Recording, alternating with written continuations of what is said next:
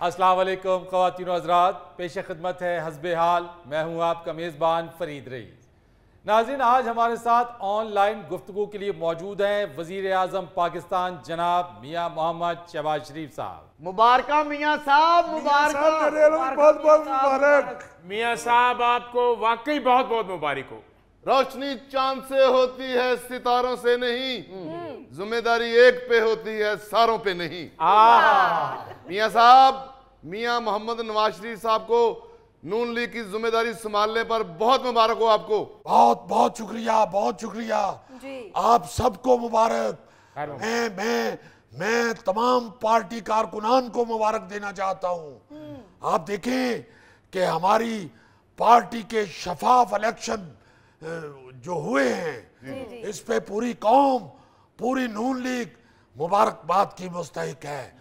और मैं पार्टी के इंतखाबात के chief election commissioner Rana Sanaullah साहब जैसे अजीम आदमी को भी मुबारक देना चाहता हूं, जिन्होंने एक एक वोट पर कड़ी नजर रखी। और माशाल्लाह जिस तरह उन्होंने इलेक्शन करवाया, जैसी सख्ती के साथ इलेक्शन उन्होंने करवाया, आपको पता है कि वो माशाल्लाह शक्ल से भी हवालदार लगते हैं। जिस तरह उन्होंने शफाफ तरीके से इलेक्शन करवाया, मैं राना सनाउल्लाह साहब को भी मुबारकबाद पेश करता हूँ। अच्छा जी, मैट्रिक के इम्तिहानों से भी ज्यादा सख्ती की है राणा साहब ने।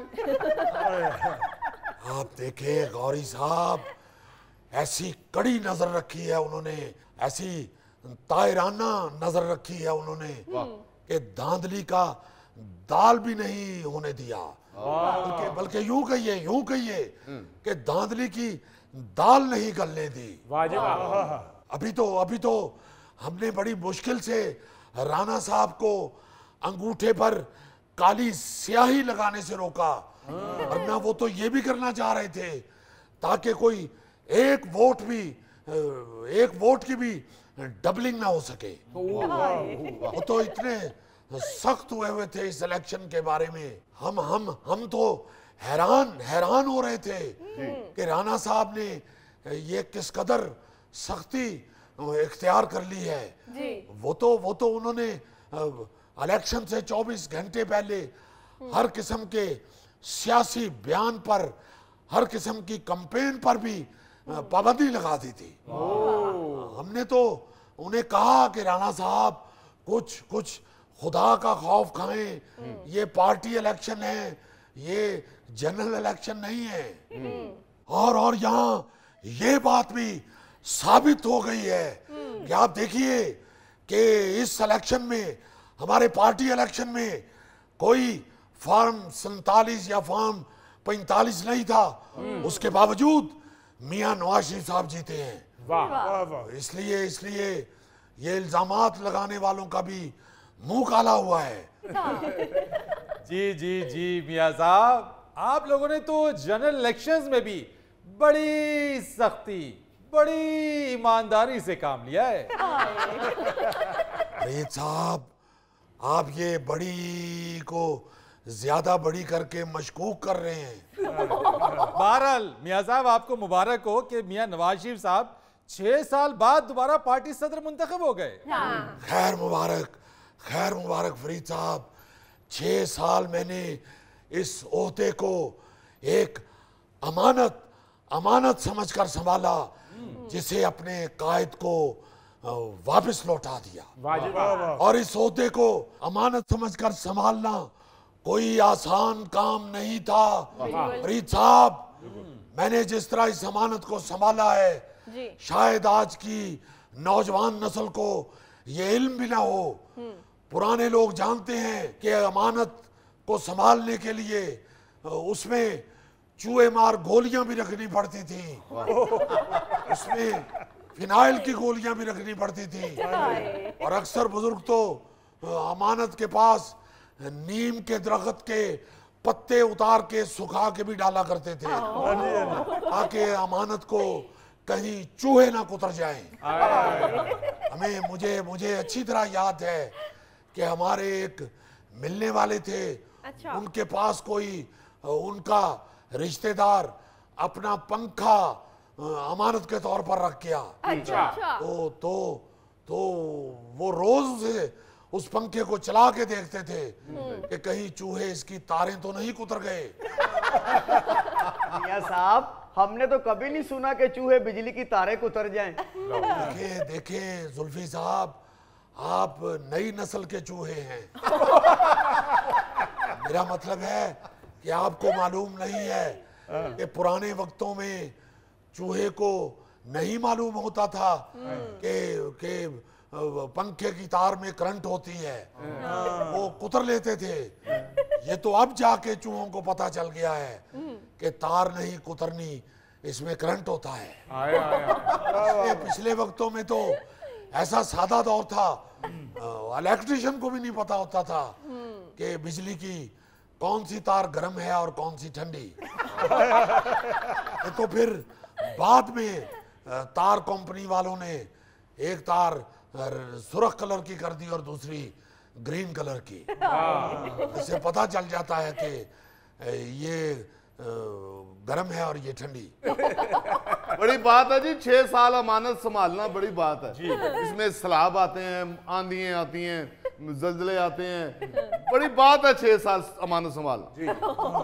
जी गौरी साहब, 6 साल मैंने ये अमानत जिस पेटी में संभाल के रखी हुई थी, उसके ताले की चाबियां मैंने अपने औजार बंद के साथ बांध के रखी। 6 साल में एक लम्हे के लिए भी गफलत का मुजाहरा नहीं किया। आप देखें, मैंने 6 साल इस अमानत को संभाला है। 6 साल तो पाकिस्तान में कोई हुकूमत नहीं संभाल सका। वैसे मियां साहब, ये बात तो मियां नवाज शरीफ साहब ने भी कही है कि आप पार्टी सदारत के इम्तिहान में पूरे उतरे हैं। फरीद साहब सिर्फ पूरा नहीं उतरा, बल्कि इस इम्तिहान में फर्स्ट डिवीजन हासिल की है। हालांकि बीच में कई लोग मेरे ईमान को कमजोर करने की कोशिश भी करते रहे हैं। कई लोग कहते रहे हैं कि तुम्हें नकल करवा देते हैं, तुम्हें बूटी सप्लाई कर देते हैं। बल्कि एक ऑफर तो ये भी आई, ये ऑफर भी मुझे आई है, आज मैं आपके प्रोग्राम में ये बता रहा हूँ। एक ऑफर ये भी आई कि तुम्हें दूसरे कमरे में बिठा के पूरा पेपर हल करवा देते हैं। अगर मैंने इनकार किया और इसीलिए मेरे अमानत वापस करने पर मुखालिफिन के मुंह काले हो गए, बल्कि पैर नीले हो गए। मियां साहब, ये हमेशा मुखालिफिन का मुंह काला ही क्यों होता है? चले, आपको जो कलर पसंद है आप वो कर लें। और साहब, ये एक कहावत है और ये मुंह की बात हो रही है, कुछ जनाना सूट की बात नहीं हो रही कि हर कलर में मिल सकता है। मियां साहब, आपने इस मौके पर यह भी फरमाया है कि वही पाकिस्तान बनाएंगे जो मियां नवाज शरीफ साहब ने 2017 में छोड़ा था। जी बिल्कुल बिल्कुल फरीद साहब, वहीं से शुरू करेंगे जहां से मियां नवाज शरीफ साहब ने 2017 में छोड़ा था। मैंने तो फरीद साहब 2017 के बाद अपने घर के पीछे 2 नए कमरे बनवाए थे, मैंने वो भी गिरा दिए। मैंने कहा नहीं, वहीं से शुरू करेंगे जहां से मियां नवाज शरीफ साहब ने छोड़ा था। जहां से मियां साहब ने कहा था मुझे क्यों निकाला। जी उस वक्त उन कमरों की दीवारें सिर्फ 4-4 फुट थी, हमने ऊपर से सारी गिरा दी हैं। 4 फुट रहने दी हैं। उधर से शुरू करेंगे आप। यहाँ मैं ये भी वाजे करना चाहता हूँ कि हमारी इन दीवारों पर बलडोजर फेरने के लिए बानी पीटीआई की रहाई की साजिश हो रही है। अगर याद रखें, हम ये साजिश नाकाम बना देंगे और हम ये दीवारें जल्दी जल्दी 9-9 फुट करके सियासी बरसात से पहले लेंटर डाल देंगे इंशाअल्लाह। मियां साहब, आपको ये यकीन है कि आप बर वक्त लेंटर डाल लेंगे? जी इंशाअल्लाह, अल्लाह ताला के बेपाया करम से हम इंशाअल्लाह, हमारे पास स्पोर्ट का सरिया और सीमेंट बजरी वाफर मिकदार में मौजूद है। और फिर फरीद साहब, मैं आपको यहाँ ये बताना चाहता हूँ कि आपको मुल्क बनाने वाला मियाँ नवाज शरीफ से अच्छा मिस्त्री कभी नहीं मिल सकता। आप ये देखें कि अगर 28 मई को अगर मियाँ साहब हौसला ना पकड़ते तो हम आज भी सिर्फ सेबे वाला बम ही जला रहे होते। ये मियाँ नवाज शरीफ साहब के फैसले से और अल्लाह ताला के बेपाया करम से आज कौम सर उठा के जी रही है। क्या सर उठा के जी? महंगाई सर उठाने ही नहीं दे रही।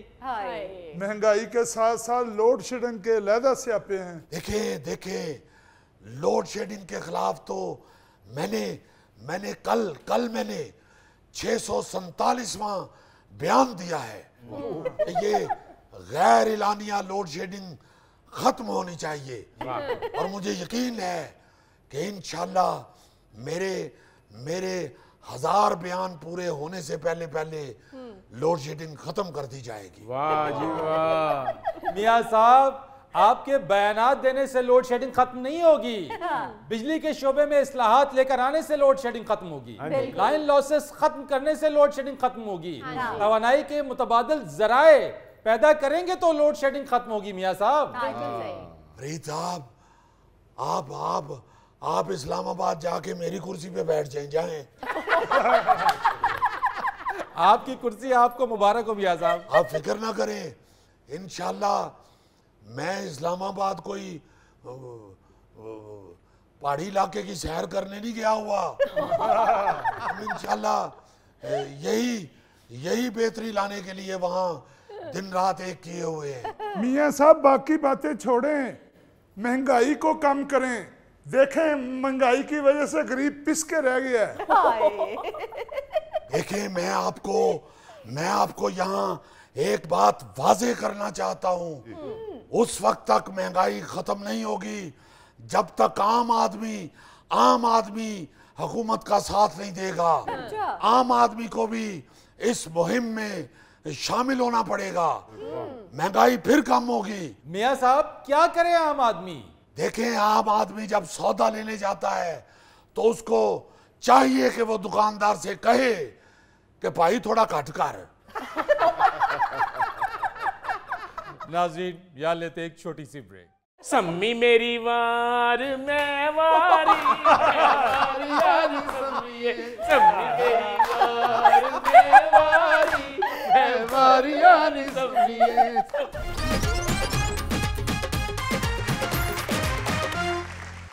नाज़रीन, साइंस की दुनिया में आए रोज कोई ना कोई इजाद सामने आती है। आइए देखते हैं हस्बे हाल के साइंसदान आज कौन सी इजाद लेकर आए हैं।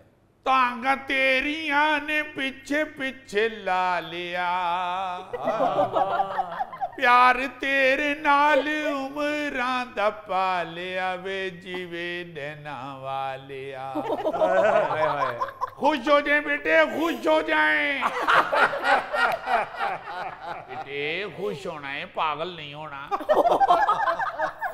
जैसे वो बच्चियां खुश होती हैं, देखो कितनी अच्छी लगती हैं। हंसे बेटे, देखो कितना अच्छा खुश होती है। आप हंसो जरा, देखो ना, लगता ही नहीं खुश हो रहा है। लगता है जंगल में बंदर को ठंड लग रही है, वो सर्दी दूर करने के लिए आवाजें निकाल रहा है। ऐसा साहब, छोड़े इनकी बातों को, इजाद बताएं आज कौन सी इजाद लेकर आए? बेटा, एक ऐसी इजाद कर बैठा हूं कि मसले हल हो गए हैं। और खास तौर पे बूढ़े लोग, मरीज, खास तौर पे ब्लड प्रेशर के मरीज, मोटापे के मरीज, का मसला हल हो गया है। अक्सर आप देखते हैं कि ब्लड प्रेशर के मरीज को डॉक्टर कहता है कि आपके लिए नमक जो है वो जहर है, आपने आइंदा नमक नहीं खाना। मगर वो कहता है कि नमक नहीं हंडिया में तो नवाला गले में नहीं उतरता, मजा नहीं आता। मजिया नाल मर गया बंदा। सही बात है। इंसान मजे ले ले के बेचारा बीमार हो गया और चला गया दुनिया से। ये सारे मसले हल कर दिए आपके इस भाई ने। जी हाँ, आपके यहाँ तो पाकिस्तान में खास तौर पे ये जो शादियों पे लड़ाई झगड़े होते हैं वो मसला भी हल हो गया। मैंने सुना है कि पाकिस्तान में शादी पे लोग करोड़ों रुपया लगा देते हैं। जी जी। और मेहमानों को इनवाइट करते हैं। मेहमान सारी शादी एंजॉय कर के खाना खा के जब निकलने लगते हैं तो ये जरूर कह के जाते हैं कि बाकी तो सब कुछ बहुत अच्छा था मगर खाने में नमक कम था या फिर नमक ज्यादा था। बिल्कुल। ये जुमला जो है वो शादी वाले घर की कीती कराई पे पानी फेर देता है। वाह जी वाह, साइंसदान साहब की गल याद कराई जी। चौधरी दी शादी सी। अच्छा। ते मैं जाना सी, मैनू सदा सी ते मैं जुल्फी नूं भी लै गया नाल। बहुत बुरी बात है। चौधरी ने तानू पता नहीं किस तरह सद्या, उतो तुसी जुल्फी भी नाल ले लिया। चौधरी शादी दी एक अद्धा पराउणा ते माफ हुंदा जी। नहीं ते उन्हां ने तानू शादी ते खाना खाण वास्ते बुलाया सी या मदारी विखाण वास्ते बुलाया? ओ जी भावें मदारी करन गए सां, खाना ते खाना ही सी ना। अच्छा। जे उन्होंने खाना नहीं खवाया तो चौधरी कादे? जाहिर है, जाहिर है। लो जी, वो देगा पकाने वाला सी, ਉਹਦੇ ਕੋ ਵਿਚਾਰੇ ਕੋ ਕਿਤੇ ਲੂਣ ਬਹੁਤਾ ਹੋ ਗਿਆ ਖਾਣੇ 'ਚ। अच्छा। ਹੁਣ ਚੌਧਰੀ ਦੇ ਡਰ ਤੋਂ ਕੋਈ ਕਵੇ ਨਾ ਕਿ ਲੂਣ ਬਹੁਤਾ ਹੋ ਗਿਆ। ਚੌਧਰੀ ਵਿੱਚ ਫਿਰੇ, ਚੌਧਰੀ ਆਪਣੀਆਂ ਤਾਰੀਫਾਂ ਕਰੇ। ਵੇਖੋ ਫਿਰ, ਵੇਖੋ ਪਿੰਡ ਵਾਲਾ, ਵੇਖੋ ਕੈਸੀ ਰੋਟੀ ਪਕਾਈ, ਖਾਓ ਖਾਓ। ਉਹ ਤੂੰ ਨਹੀਂ ਖਾਂਦਾ, ਖਾਓ ਖਾਓ, ਕੈਸੀ ਰੋਟੀ ਪਕਾਈ। ਫਿਰ ਉਹ ਸਾਰੇ ਕਹਿਣ ਵਧੀਆ ਵਧੀਆ ਵਧੀਆ ਹੈ ਜੀ, ਚੌਧਰੀ ਦੇ ਡਰ ਤੋਂ। ਜੀ ਜੀ। ਉਹ ਜਦੋਂ 2-3 ਵਾਰ ਕਿਹਾ ਨਾ ਚੌਧਰੀ ਨੇ ਕੈਸੀ ਰੋਟੀ ਪਕਾਈ ਆ, ਆ ਜ਼ੁਲਫੀ ਭਰਾ ਉੱਠ ਕੇ ਕਹਿੰਦਾ ਵਾਹ ਜੀ ਵਾਹ ਚੌਧਰੀ ਜੀ, ਰੋਟੀ ਤੁਸੀਂ ਵਧੀਆ ਪਕਾਈ ਆ, ਲੱਖਾਂ ਦਾ ਤੁਸੀਂ ਲੂਣ ਹੀ ਪਾਤਾ। चौधरी कहता खलो जा जरा इत्थे तू है। चौधरी बंदूक लभन लग पिया, असीं फिर दौड़ लाती दोवां। बनते ही दौड़ लाना सी पुत्र, बनते ही दौड़ लाना सी। देखो अक्सर झगड़े होते हैं शादियों पे नमक की वजह से। और फिर ब्लड प्रेशर के जो मरीज हैं वो बेचारे भी नमक की वजह से अपने ब्लड प्रेशर को कंट्रोल नहीं कर पाते। मैं खुद, मेरे घर का भी ये मसला है। मैं जब आपकी भाभी को कहता हूँ कि खाने में नमक नहीं है, वो कहती है कि कभी अपना ब्लड प्रेशर देखा है, आराम से खाओ खाना। मैं फिर एक नमक हलाल खामंद की तरह वो फिका खाना ही खा जाता हूँ। फिर मोटापे के मरीज, डॉक्टर उनको भी कहते हैं कि मोटापा कम करने के लिए चीनी से ज्यादा आपको नमक से परहेज करनी पड़ेगी। तो आपके भाई ने ये सारे मसले हल कर दिए हैं। सारे मसले हल कर दे। ले लो ब्रेक ले लो। ब्रेक अभी कहाँ लेनी है, अभी ये याद तो मैंने बताई नहीं। एक जी ऐसा चमचा तैयार किया है। वाह, ये नूनली का चमचा है या पीटीआई का? तो मेरे भाई ये खाने वाला चमचा है, खाने वाला। तो उनके चमचे भी खाते ही हैं और क्या करते हैं? वो मेरे दोस्त खाना खाने वाला चमचा। अच्छा। ऐसा एक चमचा इजाद किया है कि आप फीका खाना भी पकाएंगे तो मेरे इजाद करता चम्मच के साथ जब आप खाएंगे तो आपको ऐसे महसूस होगा कि नमक है। आपको नमक का जायका बाकायदा जुबान पे महसूस होगा। और चमचा ऐसा है कि आप नमक की फ्रीक्वेंसी बढ़ा भी सकते हैं और घटा भी सकते हैं। वाह वाह साइंसदान साहब, नमक ज्यादा महसूस करने का जबरदस्त तरीका इजाद किया। बाबा जी, इससे पहले मेरी दादी ने हंडिया में नमक कम करने का तरीका इजाद किया है। अच्छा जी, माँ जी ने भी कोई चमचा बनाया सी? और नहीं बाबे, ਉਹ ਹਾਂਡੀ ਦੇ ਵਿੱਚ ਆਟੇ ਦਾ ਪੇੜਾ ਪਾ ਦਿੰਦੇ ਸੀ, ਜਿਹੜਾ ਜ਼ਿਆਦਾ ਨਮਕ ਹੁੰਦਾ ਸੀ ਉਹ ਪੇੜਾ ਚੂਸ ਲੈਂਦਾ ਸੀ ਤੇ ਜ਼ਾਇਕਾ ਸਹੀ। बेटे ये इजाद नहीं थी, ये जुगाड़ थी। आपके भाई ने इजाद की है। क्या बात? साइंसदान साहब ਤੁਸੀਂ ਇਜਾਦ ਸਹੀ ਕੀਤੀ ਏ। ਇਹ ਤੇ ਐਵੇਂ ਮਾਰਨ ਰਿਹਾ। ਅੱਛਾ ਵੀ ਤੇਰੀ ਦਾਦੀ ਹਾਂਡੀ ਚੋਂ ਤੇ ਨਮਕ ਕਮ ਕਰਦੀ ਸੀ ਪੇੜਾ ਰੱਖ ਕੇ ਜੀ, ਤੇ ਬਿਰਿਆਨੀ ਚੋਂ ਕਹਿੰਦੀ ਨਮਕ ਘੱਟ ਕਰਦੀ ਸੀ। ਉਹ ਗੌਰੀ ਸਾਹਿਬ, ਬਿਰਿਆਨੀ 'ਚ ਨਮਕ ਤੇਜ਼ ਹੁੰਦਾ ਸੀ ਤੇ ਉਹ ਪਤੀਲਾ ਫਿਰ ਗੋਗੇ ਉਰਾਲ ਚਲਾ ਜਾਂਦਾ ਸੀ। ਜਿੰਨਾ ਮਰਜ਼ੀ ਮਸਾਲਾ ਨਮਕ ਤੇਜ਼ ਹੋਵੇ ਗੋਗਾ ਖਾ ਜਾਂਦਾ ਜੀ। तो बेटा जी ये जो खा जाता जे कह रहे हो ना तुसी, इसी वजह से ये बीमारियां जो हैं ये फिर पनप पड़ती हैं, पैदा हो जाती हैं। इसलिए आपके इस भाई ने ऐसा चमचा, देखो बात ये नहीं होती। क्या होती है? बात ये होती है कि आप जब साइंसदान साहब ऐद की पाकिस्तान बहुत गर्मी पै रही है, पाकिस्तान आ जाओ, तपिश नाल तुहाडियां लत्तां सीधियां हो सकदियां ने। इंतहाई फजूल आदमी है यार, ऐसा गलत मशवरा दे रहे हैं। ओ बेटे लत्तां पहले डींगियां भी इसी तरह हुई हैं। साइंसदान साहब ये बंदा उधर ਨੂੰ ਮੂੰਹ ਕਰਕੇ ਬੈਠਾ ਹੈ ਚੋਰ ਹੈ बेटा जी तुसी की फजूल गल कर दी है बेटा जी, ये मेरा कंपाउंडर जी जी जी ये जरासीम गर्म कर रहे हैं। जरासीम गर्म कर रहे हैं क्या मतलब? जी जरासीम एक चीज के मैं लेके आया हूँ आइसलैंड से। अच्छा। उधर ठंड इतनी होती है कि जरासीम बेहोश थे, जरा उन गर्म करने रखे ने जरा होश फाड़ देने ते फिर उन्होंने तहकीक शुरू होएगी। बेटा जी ये जरासीम गर्म करके ते अंदर तुहाडी भरजाई ने मां दी दाल भेजी, वो भी गर्म करके ले आवो। जरा ध्यान करना कि तेरे जरासीम ते मां दी दाल मिक्स ना कर देना, नवी बीमारी ना इजाद हो जाए। तो बात ये है कि ये जो चमचा इजाद किया है ये आप इस्तेमाल करेंगे तो आपको फीका खाना जो है वो नमक वाला महसूस हो। जी क्या खूबसूरत है। आप उसे आराम से खा सकेंगे और नमक भी आपके अंदर नहीं जाएगा। साइंसदान साहब जो आपने चमचा बनाया है ये स्टील का है, लोहे का, प्लास्टिक का है, सिल्वर का है, किसका है? बेटा जी ये प्लास्टिक और स्टील का बना हुआ है और इंशाल्लाह ये कुछ देर बाद ऑनलाइन भी मिलना शुरू हो जाएगा। आप मंगवा सकते हैं सिर्फ $127 में। अच्छा। $127 ਦਾ? जी जी 35,000 ਦਾ ਚਮਚਾ। ਲਓ ਇੱਥੇ ਤਾਂ ਕੋਈ ਦੋ ਤਾਰੀਫਾਂ ਕਰੇ ਕਿਸੇ ਦੀਆਂ ਤੇ ਉਹ ਕਹਿਣ ਲੱਗ ਬੰਦਾ ਲਓ ਜੀ ਇਹ ਚਮਚਾ ਜੇ ਦਾ ਬਹੁਤ ਚਮਚਾ ਬਣ ਜਾਂਦਾ। ਅਸੀਂ ਕੋ ਲਈਏ 35,000 ਦਾ ਚਮਚਾ। बेटा जी जिन्नी देर तक तुसी तरीफां ले चमचे चो नहीं ना निकलोगे तुहाडा मुल्क ठीक नहीं जी होना। इसलिए आप मेरी इजाद की तरफ ध्यान दें, अपनी सेहत अच्छी करने के लिए मेरा चमचा इस्तेमाल करें। अच्छा चाचियो ये मिर्चें महसूस करने वाला भी कोई चमचा बना रहे हैं? नहीं आप नमक के लिए मेरा चमचा खरीद लेना ते कोलों इंशाल्लाह साडी नूह कोई इहो जी गल करेगी कि तुहानू मिर्चां आपे लगन लग पैण। बाबा जी ਤੁਹਾਡਾ ਚਮਚਾ 35,000 ਦਾ, ਤੁਹਾਡੀ ਤੇ ਫਿਰ ਪਲੇਟਾਂ 60,000 ਦੀਆਂ ਹੋਣੀਆਂ। ओ बेटे ओ मॉडर्न जरासीम बेटे प्लेटें आपने सादी इस्तेमाल करनी है जो घर में हैं। सिर्फ जब आप फीका खाना पकाएंगे ब्लड प्रेशर से बचने के लिए, मोटापे से बचने के लिए, तो आप मेरे चमचे से खाना खाएंगे तो आपको नमक महसूस होगा। गल तुसी फिर नहीं समझे, तुसी सिर हिलान रहे हो या तुसी खुद सिर हिला रहे हो या तुहाडा कमजोरी नाल हिल रहा है। वैसे साइंसदान साहब ये तो वाकई बहुत कमाल इजाद है, बेहतरीन इजाद कर लिया आपने। ये तो मरीजों के लिए है ना। एक और इजाद जो मैं अपने जहन में लेके बैठा हुआ हूं आप जैसे नौजवानों के लिए, वो जब मैं आपको सुनाऊंगा तो आप मेरे पांव पकड़ लेंगे। बताइए क्या है? बेटा एक डोई बना रहा हूं, डोई। वो ऐसी डोई होगी कि आपकी कमर में लगेगी तो आपको साएं साएं नहीं महसूस होगा।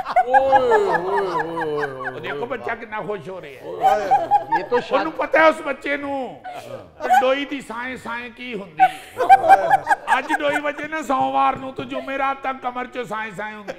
और ऐसी साए साए ਹੁੰਦੀ ਹੈ ਕਿ ਬੰਦਾ ਸਾਈਆਂ ਨੂੰ ਦੱਸ ਵੀ ਨਹੀਂ ਸਕਦਾ। ਚਾਚਿਓ शादीशुदा बंदे वास्ते बड़ी वड्डी इजाद होनी जी। जी बेटा जी मैं महसूस कर रहा हूँ।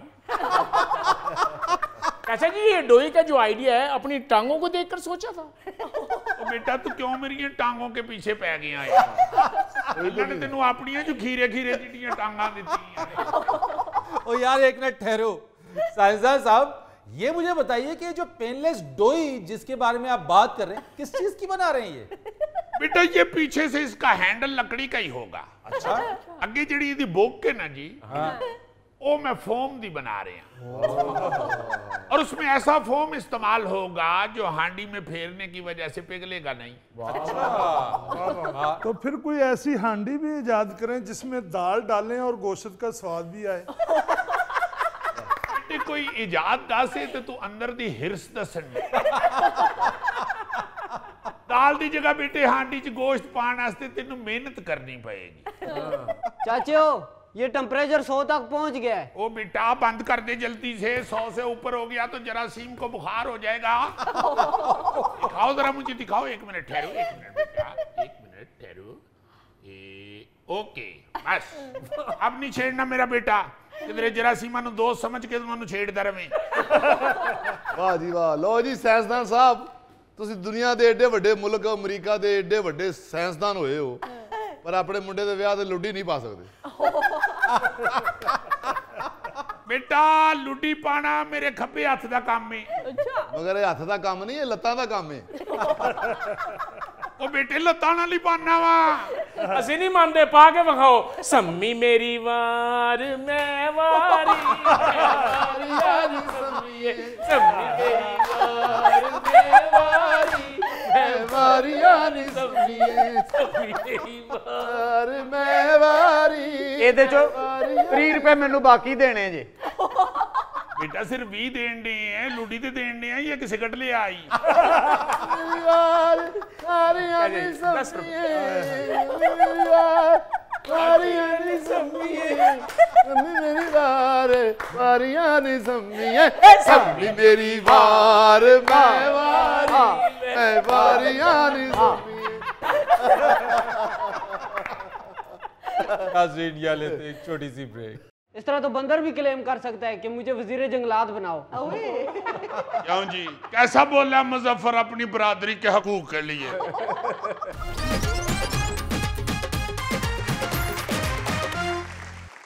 नाज़रीन, अजीजी आज कौन सी खबर लेकर आया है, आइए देखते हैं। नाज़रीन, आज की खबर से सबके दिल हिल जाएंगे क्योंकि न्यूज़ जेम्स बॉन्ड 0092 आपके लिए जो खबर लाया है वो खास तौर पे तलीमी मैदानों में हलचल मचा देगी। और जो खास तौर पे डॉक्टरेट करके बैठे हुए हैं, बड़े फख्र से फिर रहे होते हैं और फख्र के साथ आहिस्ता आहिस्ता गुफ्तगू करते हैं कि मैं PhD हूँ, उनके लिए ये लम्हा फिक्रिया है। ऐसी कौन सी खबर है भाई? खबर है जी कि अमेरिकी रियासत वर्माउंट में एक बिल्ली को यूनिवर्सिटी की जानिब से डॉक्टरेट की एजाजी डिग्री से सिर्फ इसलिए नवाज दिया गया कि बिल्ली रोज की बुनियाद पर यूनिवर्सिटी में हाजिरी देती है। अजीजी क्या मतलब, मैं समझा नहीं। ओ भाई जी, एक बिल्ली आती थी ना यूनिवर्सिटी में रोज। हाँ जी। तो जो फैकल्टी थी वहां पे मौजूद प्रोफेसर हजरात और अंतयामिया वगैरह, उनके वो ध्यान में थी कि यार ये बड़ी क्यूट बिल्ली है, ये रोज आती है इधर, छुट्टी नहीं करती। हाँ जी, छुट्टी नहीं करती। कई स्टूडेंट छुट्टी करते हैं मगर ये बिल्ली छुट्टी नहीं करती। पंक्चुअल।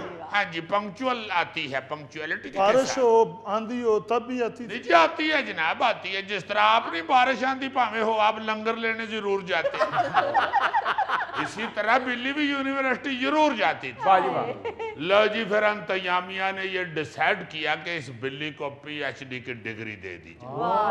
और मेरा ख्याल ये है, मेरी अपनी सोच ये है कि अमेरिका चूंकि खास तौर पे फसादी मुल्क हुआ है, उन्होंने सोचा है कि बंदे तो यही काफी लड़ा बैठे हैं और बिल्लियां भी लड़ाइए, क्योंकि फसाद हो ही हो। इस बिल्ली ने घर जाके अपनी फैमिली ने जिस नखरे के साथ अब फिरना है, वो जी बाकी सारे नु छड्डो, जेड़ा भैन बिल्ला है।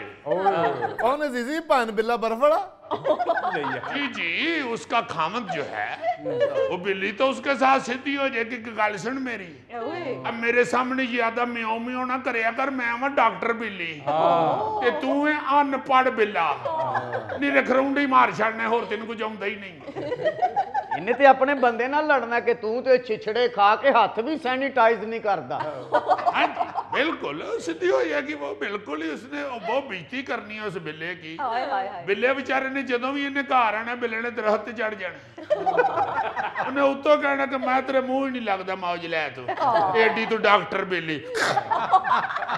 अजीजी भाईजान, ये बिल्ली जब घर जाती होगी यूनिवर्सिटी से, तो ये घर जाके कहती तो होगी कि आज के स्टूडेंटों ने मुझे माफ कर दिया। जाहिर है पढ़ी लिखी बिल्ली है, अब उसकी बातें तो इसी तरह की ही होंगी ना। अब खामद बेचारा उसका कहाँ म्याऊ म्याऊ और कहाँ PhD की डिग्री मिली है, खाविंद को उसके नखरे तो बर्दाश्त करने होंगे, करने पड़ेंगे हजूर। आप अब ये देखना कि इस बिल्ली ने जब भी बच्चे दिए ना, खुद मले वालों ने कहना कि बाजी बिल्ली एक बच्चा साढ़े घर छड़ जाओ। वैसे वाकई बड़ी अजीब खबर है। मैं कहता हूँ जी, ऊपर से अमेरिका वालों ने ये किया है, ये अगर रिवाज टुर पड़ा और ये रिवाज चलते चलते पाकिस्तान में आ गया, तो इधर तो हर प्रेमिसेस में जितने जानवर फिरते हैं, आप देखो ना, अस्पतालों में बिल्लियां फिर रही होती है। अमेरिका वालों ने तो PhD की भी डिग्री दी है बिल्ली अपनी को, तो हमारी बिल्लियां तो कहेंगी मुझे MBBS की डिग्री चाहिए। अजीजी, हमारे रेलवे स्टेशन पर फिरने वाले चूहे जो हैं उनको भी रेलवे में नौकरी मिल सकती है। Why not, why not. अगर अमेरिका बिल्ली को पीएचडी की डिग्री दे सकता है तो हमारे चूहे रेलवे स्टेशन पे फिरने वाले तो माशाल्लाह आईडे ने। बल्कि जो रेलवे प्लेटफार्म के ऊपर कुत्ते फिर रहे होते हैं उन्होंने भी कहना सानू रेल गड्डी दे पास बना के दियो, ਅਸੀਂ ਇੱਥੋਂ ਹੀ ਖੱਜਲ ਖੁਜਲ ਹੋ ਕੇ ਟੁਰ ਜਾਂਦੇ ਆ, ਸਾਨੂੰ ਪਾਸ ਬਣਾ ਕੇ ਦਿਓ, ਅਸੀਂ ਪਿੰਡ ਜਾਣਾ ਆਪਣੇ ਕੁੱਤੇ ਦੇ ਪੁੱਤਰ ਭਰਾ ਨੂੰ ਮਿਲਣ ਵਾਸਤੇ। ਸਾਨੂੰ ਨਿਰਾ ਤੁਸੀਂ ਰੋੜੇ ਹੀ ਮਾਰ ਛੱਡ ਦਿਓ, ਸਾਨੂੰ ਪਾਸ ਦਿਓ बनवा के। अजीजी, अगर इसी तरह जानवरों को हकूक मिलने लग गए तो नजूमी का तोता तो शाम को कहेगा कि अद्धे पैसे हुण मैं लांगा। ਤੇ ਨਜੂਮੀ ਜੇ ਤੋਤੇ ਨੂੰ ਪੈਸੇ ਦੇਣ ਲੱਗ ਪਿਆ 6 ਮਹੀਨਿਆਂ ਬਾਅਦ ਤੋਤਾ ਇੰਜ ਦਾ ਹੋ ਜਾਣਾ ਤੇ ਨਜੂਮੀ ਮੇਰੇ ਵਰਗਾ ਹੋ ਜਾਣਾ। यार गोगे वर्गा ना तोता होना ना नजूमी, गोगे वर्गा जद भी होया जालिम ही होया। नहीं जी, ये तो बात ही गलत है। इस तरह तो बंदर भी क्लेम कर सकता है कि मुझे वजीर जंगलात बनाओ। क्यों जी, कैसा बोला मुजफ्फर अपनी बरादरी के हकूक के लिए? अजीजी, क्या फजूल गुफ्तगू शुरू कर दी है यार। वहाँ इंसानों के साथ साथ जानवरों के हुकूक का भी ख्याल रखा जाता है। यार ये कौन सा हकूक का ख्याल रखा हुआ है भाई जी? वो पीएचडी की डिग्री बिल्ली को दे दिया, उसने नौकरी करनी है कहीं। यही तो हमारे दिमागों का फतूर है ना कि हम ये समझते हैं कि हमने डिग्री नौकरी लेने के लिए लेनी है। तो और क्या? ओ भाई, डिग्री इज्जत बढ़ाने के लिए दी जाती है या ली जाती है? लो, बिल्ली ने डिग्री फ्रेम करा के क्या दरख्त पे टांगनी है? नहीं जी नहीं, ये सही कह रहे हैं। आइंदा हमने ये पीएचडी बिल्ली को आंटी बिल्ली कहना है। नाज़रीन, ये लेते एक छोटी सी ब्रेक।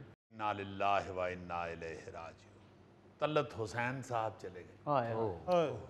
बहुत बड़े आदमी, बहुत बड़े आदमी।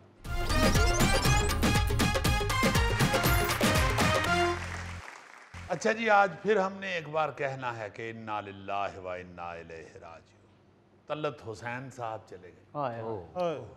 बहुत बड़े आदमी, बहुत बड़े आदमी। हम लोग जो इस फील्ड से ताल्लुक़ रखते हैं, हम लोग चूँकि उनको करीब से जानते हैं और मिलते रहे, और उनकी जो शख्सियत है, निजी ज़िंदगी, उससे भी वाकिफ़ हैं। वाह।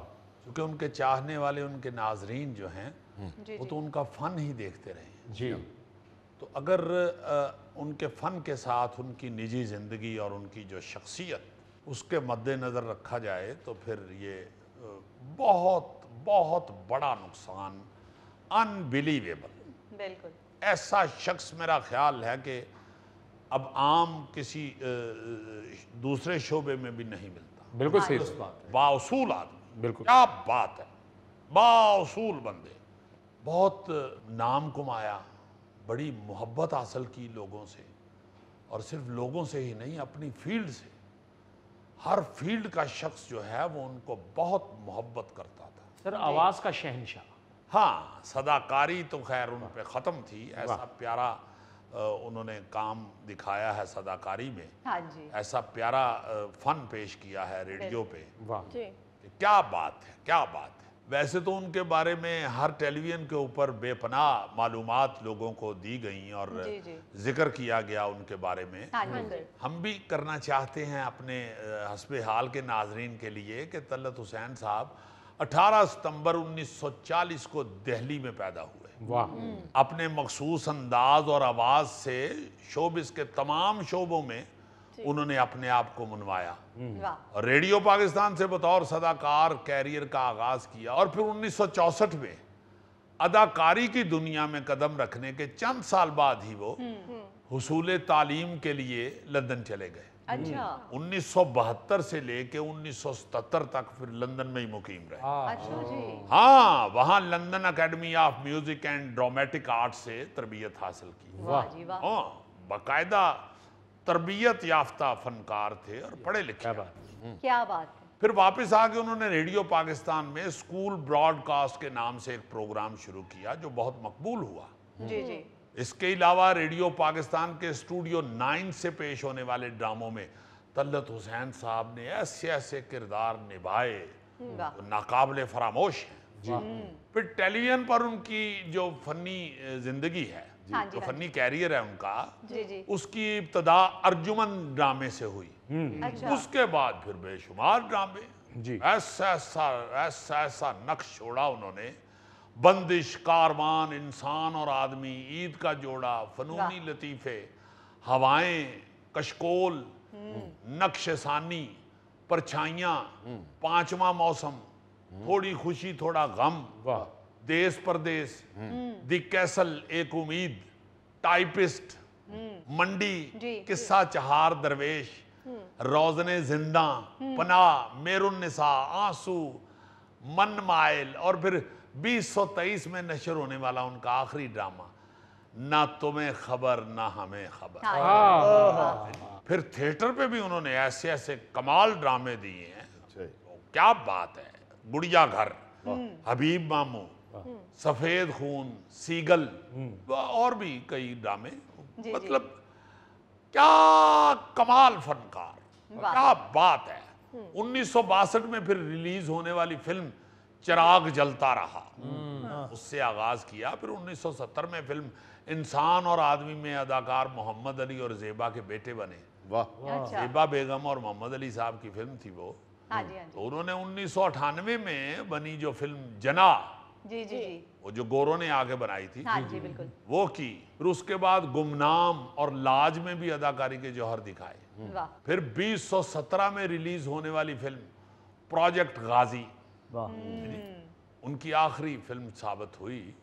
इसी तरह फिर 1999 में 89 में भी बरतानवी ड्रामा सीरीज ट्रैफिक, और 1991 में फैमिली प्राइड में भी अपने फन के जौहर दिखाए उन्होंने। जी जी। मतलब ब्रिटिश काम भी किया, अमेरिकन काम भी किया। हाँ जी। उसके जरिए मगरबी नादरीन को भी अपनी तरफ मतवज्जो की। क्या बात है जी। फिर 2005 में उन्होंने नॉर्वे में एक बनी हुई फिल्म इंपोर्ट एक्सपोर्ट में भी काम किया। हाँ, उसमें उनको अवार्ड दिया गया। इस अवार्ड का नाम है मंडा अवार्ड। अच्छा। ये जो स्कैंडिनेवियन कंट्रीज है ना जी, उनका ऑस्कर है। हाँ, वो उनको मुआवन अदाकार की हैसियत से मिला हुआ है। क्या बात है। पाकिस्तान से तो उनको 2 प्रेसिडेंट अवार्ड मिले, जी, राइट ऑफ परफॉर्मेंस भी और 17 इम्तियाज भी। अच्छा, यहाँ अब जो नापा है हमारी एकेडमी कराची में, हाँ जी, हाँ जी। ये अदाकारी के हवाले से, वहाँ पे वो पढ़ा रहे थे, जी। उस्ताद थे वहाँ पे, और बड़ी रिक्वेस्ट सारे उनको करते थे हुकूमत की तरफ से भी, आर्ट्स काउंसिल और उस एकेडमी की तरफ से भी, कि ज़रूर प्लीज़ आप वक्त दिया करें। और वक्त देते भी रहे जब तक उनमें हिम्मत रही। जी। बीमार हो गए थे बेचारे, फिर आहिस्ता आहिस्ता छोड़ गए। हाँ जी। मगर जो लोग उनसे तालीम हासिल करते रहे हैं, उनमें हमारे आजकल बड़ा ही प्यारा फनकार है, बड़ा पसंदीदा, टीवी स्क्रीन पे छाया हुआ साकिब समीर। क्या बात है। वो भी उनका स्टूडेंट रहा है। अच्छा। वो बताता है जी कि ऐसे स्टाइलिश आदमी थे कि जब क्लास में दाखिल होते थे ना, तो ऐसे लगता था कि लेक्चर शुरू हो गया है। उनकी आनियां जानियां जो थी ना जी, वो भी एक लेक्चर होता था। फिर उनका बोलना, मुस्कुराना, उनकी लफाजी जो होती थी लेक्चर में, वो बताता है कि बड़े हम आप करके बात करते थे लेक्चर देते हुए। अच्छा। तो जब लेक्चर खत्म हो जाता था तो फिर हमारे साथ ऐसे फ्री तू तड़ाक शुरू कर देते थे। अच्छा। और बड़े मजे से ऐसे लगता था कि ये वो किधर गए वो तलत साहब, जो अभी एक मुदब्बर टीचर खड़ा था, एक इंतहाई समझदार और पिदराना शफकत मुंह पे लिए हुए जो एक उस्ताद खड़ा था, वो किधर चला गया। ये तो यार बन गए हैं, लड़कों की तरह सबसे फ्री हो जाते थे। और फिर उसूल, खास तौर पे जो उनसे सीखने वाली चीज है फी ज़माना, अगली नस्ल के लिए, अगले फनकारों के लिए, बल्कि हर शोबे के लिए, वो उसूल है। टाइम की पाबंदी, क्या बात। जो जो उसूल एक फनकार के लिए होने चाहिए, हाँ जी। वो सब के सब बदरजा उत्तम उनमें मौजूद थे। जबरदस्त। क्या बात है। एक बेहतरीन फनकार, बेहतरीन फनकार, बेहतरीन इंसान। सारे ही दोस्तों के साथ मैंने टेलीविजन पे उनके बारे में बोलते हुए जिक्र पहले भी किया है। हाँ जी, हाँ जी। मेरी उनसे चंद मुलाकातें हैं, काम करने की मुझे नहीं नसीब हुआ, सिर्फ हासिल नहीं हुआ काम करने सिर्फ का। हासिल नहीं हुआ, मगर मुलाकात मेरी है। और वो बिल्कुल इस तरह मिलते थे कि भाई बिल्कुल मैं तुम्हें जानता हूँ। मैं ये बिल्कुल नहीं था कि कौन हो तुम, होता है ना, वो इस लेवल पे अगर करें भी तो मेरे जैसा फनकार जो है वो कहेगा कि ठीक है ये सही तो बात। हुसैन साहब हैं। बिल्कुल। मगर जब भी मिले ना जी एकदम मुस्कुराना शुरू हो गए। क्या हाल है तुम्हारा, वाह। ठीक हो भाई, वेरी गुड, वेल डन, बहुत अच्छा जा रहा है काम, अप्रिशिएट। हाँ हाँ हाँ। ये जो चंद लोग हुए हैं बड़े, कवि खान साहब, तलत हुसैन साहब, जी काजी वाजद साहब, सुभानी भाई यूनुस, हाँ, फिर अपना जिया मोहिउद्दीन साहब, ओए ओए ओए, ये तो वो लोग हैं ना जी कि जो अपनी अपनी जगह पे एक मुकम्मल यूनिवर्सिटी थे। हर शख्स अलहदा अलहदा यूनिवर्सिटी था। क्या? आप किसी की तरफ भी तवज्जो दें, उससे सीखना शुरू करें तो बड़ी देर लगेगी उसकी डिग्री लेने के लिए, बड़ी देर लगेगी।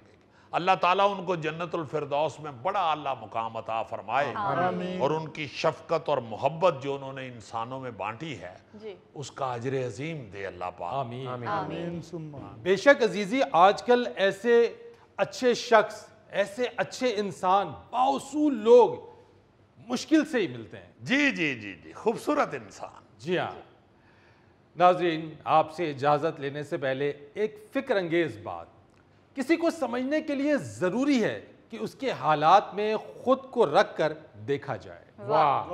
अपने मेज़बान फरीद रईस को इजाज़त दीजिए, कल आपसे फिर मुलाकात करेंगे इंशाअल्लाह। तब तक के लिए अल्लाह हाफ़िज़।